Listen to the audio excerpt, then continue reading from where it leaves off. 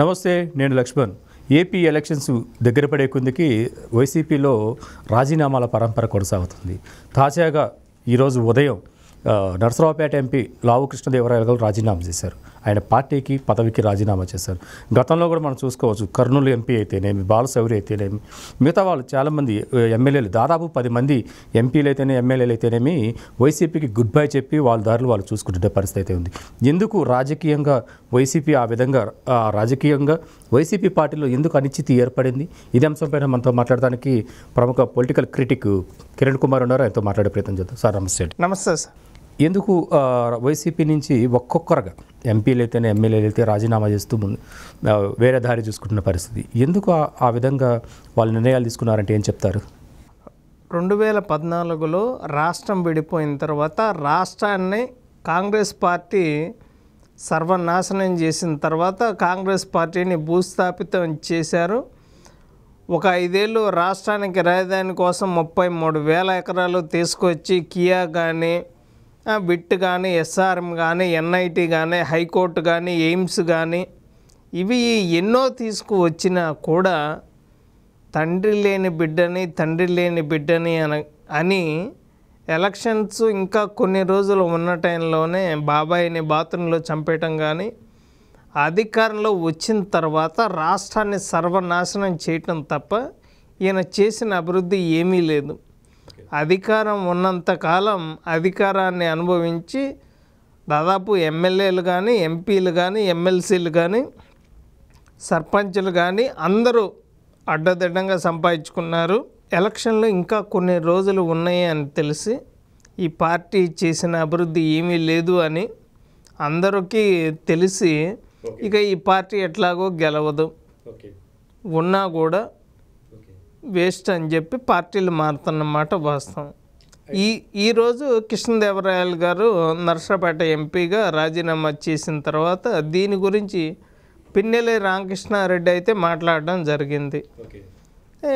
మాకు ఎటువంటి ఇబ్బంది లేదు, శ్రీ కృష్ణదేవరాయలు గారు రాజీనామా చేస్తే అంటున్నారు. ఇంకెవ్వరు లేరు, ఒకళ్ళిద్దరు తప్ప మొత్తం ఖాళీ. వైఎస్ఆర్ కాంగ్రెస్ పార్టీ అనేది ఇక ఎవరు ఉండరు అని నేనైతే చెప్పగలను. ఎందుకు ఎంపీలు అటువంటి నిర్ణయాలు తీసుకుంటున్నారు? వాళ్ళకి ఏమైనా వేరే పార్టీ నుంచి ఆఫర్స్ ఏమైనా ఉన్నాయా, లేకపోతే ఆ పార్టీలు ఇమ్మట్లేక బయటకు వస్తున్నారంటారా? ఆ పార్టీలో చేసిన అభివృద్ధి ఏమీ లేకుండా కేవలం బయటకు రావటానికి చంద్రబాబుని తిట్టలేదు, ఈ కృష్ణదేవరాయలు అనే వ్యక్తి లోకేష్ని తిట్టలేదు, బూతులు తిట్టే వాళ్ళకి కేవలం పార్టీలో పదవులు అంటే ఇతను ఏమీ తిట్టలేదు కాబట్టి ఇతను పార్టీలోకి అనవసరం అని భావించారు. వీళ్ళు చేసిన అభివృద్ధి ఏమీ లేదు కాబట్టి తనంతట తానుగా రాజీనామా అయితే చేయటం జరిగింది. ఓకే, ఈ నాగార్జున యాదవ్ని నరసరావుపేట తీసుకొచ్చి పెట్టడం, ఈయన ఎప్పటి నుంచో పార్టీలో చాలా segment parliament segment, Narasaraopet parliament సెగ్మెంట్లో పూర్తిగా అభివృద్ధి కానీ లేకపోతే మిగతా కార్యక్రమాల్లో చురుగ్గా ఉండే ఎంపీ. ఆయనకి మళ్ళీ ఆ టికెట్ కాదని చెప్పి గుంటూరుకు పంపించడం ప్లాన్ చేయడం, లేకపోతే సీట్ ఇవ్వడం ఒకసారి అని చెప్పటం, ఎందుకు అలాంటి జెంటిల్మెన్కి కూడా ఇలాంటి పరిస్థితి ఏర్పడుతుంది?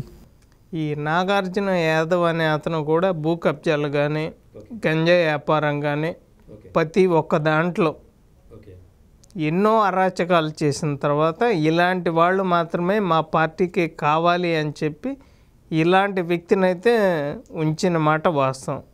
నాకు తెలిసి ఈసారి నరసరావుపేటకి నాగార్జున యాదవ్ గారే వైఎస్ఆర్ కాంగ్రెస్ పార్టీ తరఫున పోటీ చేస్తారు అని నేనైతే చెప్పగలను.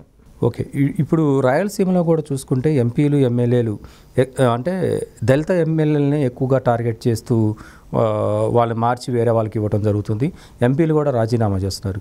రాయలసీమ ఆయన పుట్టి పెరిగిన ప్రాంతం అయినా కానీ రాయలసీమలో ఉన్న నేతలు కూడా ఆ పరిస్థితి ఎందుకు పడుతుందంటారు? మీరు చెప్పేది నందికొట్కూరు ఆర్డర్ అనే ఎమ్మెల్యే గురించి కానీ, వీళ్ళందరూ దళితులందరినీ చంపటం అనేది వాళ్ళు ఫస్ట్ నుంచి 2019 నుంచి డాక్టర్ సుధాకర్ గారిని కానీ, కిరణ్ కుమార్ గారిని కానీ, అదేవిధంగా అనంతబాబు అనే ఎమ్మెల్సీ దళితుడిని చంపి డోర్ డెలివరీ చేయడం కానీ ఎంతోమందిని ఇలా చేసిన తర్వాత దళితులకి వైఎస్ఆర్ కాంగ్రెస్ పార్టీలో అయితే న్యాయం జరగదు అని తెలిసి దాదాపు వాళ్ళకి రావాల్సిన 27 పథకాలు కూడా తీసివేయడం జరిగింది. కేవలం ఇప్పుడు నువ్వేదో విగ్రహం కట్టాను అంటున్నావు, అందులో కూడా 250 కోట్లు స్కామ్ జరిగింది. మీకు తెలియని ఇంకో విషయం ఏంటంటే, తెలంగాణలో ఎప్పుడైతే అంబేద్కర్ గారి విగ్రహం 125 అడుగులు కట్టారో, ఫస్ట్ విగ్రహం పెట్టినప్పుడు ఇది కరెక్ట్గా లేదు అని కేసీఆర్ గారు వద్దన్నారు. వద్దన్న ఆ విగ్రహాన్ని వాళ్ళు రిటర్న్ తీసుకోరు కదా, ఆ విగ్రహాన్ని తీసుకొని వచ్చి ఆంధ్రప్రదేశ్లో పెట్టారు. దీనికి ఇంత కాస్ట్ అయ్యింది, 404 కోట్లు అయ్యింది అని చెప్పి దాంట్లో కూడా 250 కోట్లు జేబులో వేసుకోవడం అయితే జరిగింది. ఇవన్నీ కేసీఆర్ కానీ జగన్మోహన్ రెడ్డి కానీ ఆడుతున్న నాటకాలుగా చెప్పుకోవచ్చు. అందుకే ఇప్పుడు వైసీపీ నుంచి అందరూ బయటకు వస్తున్నారు. ఎమ్మెల్యేలు, ఎంపీలు అయితే పూర్తిగా జగన్మోహన్ రెడ్డికి నిర్ణయాలని, విధానాలను వ్యతిరేకిస్తూ వారి దారి వాళ్ళు చూసుకుంటున్నారు. రాజీనామాల పరంపర కొనసాగుతుంది. ఇప్పటికే ఎమ్మెల్యేలు అయితే, ఎంపీలు అయితే 10 దాటిపోయారు. ఇంకా 20-30 మంది పెరిగే అవకాశం కూడా ఉంది. ఎంపీలు అయితే పూర్తిగా పార్టీని వీడి వేరే పార్టీ వైపు చూస్తున్న పరిస్థితి ఆంధ్రప్రదేశ్ వ్యాప్తంగా వైసీపీలో నెలకొన్న అంశం. మరొక అంశంతో మళ్ళీ కలుద్దాం.